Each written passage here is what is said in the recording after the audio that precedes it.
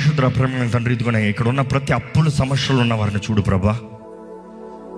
ఆర్థిక సహాయం లేక కుటుంబాన్ని పోషించలేని పరిస్థితుల్లో, జీవితంలో ముందుకెళ్ళలేని పరిస్థితుల్లో, నూతనంగా ఏది తలంచలేని భయాలతో ఇదిగోనయ్యా తెలిసి చేశారో, అజ్ఞానంలో చేశారో, ప్లానింగ్తో చేశారో, లేకపోతే నష్టమును బట్టి చేశారో, ఎట్టి వలన అప్పులు కలిగి ఉన్నాయని ఎరుగున్న దేవుడు అయ్యా.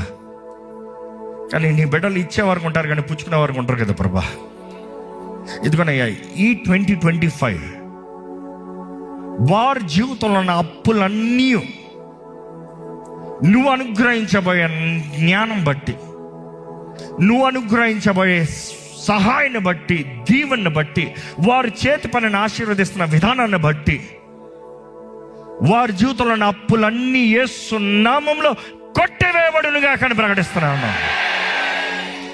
అన్నాడు నీ దాసుడు మరణించాడు, అప్పులు వాడు వచ్చి నా బిడ్డలను తీసుకెళ్ళిపోతున్నాడు అన్న పరిస్థితుల్లో ఆ విధవరాలు వచ్చి పెట్టిన మొరకి నీ సేవకుడు ఎలీషా ఇచ్చిన జవాబు, నీ దగ్గర ఏముంది? ఇదిగో ప్రభా, ఈరోజు నీ సన్నిధిలో ఉన్న వారి చేతుల్లో ఏముందని నువ్వు ఎరుగున్నావు.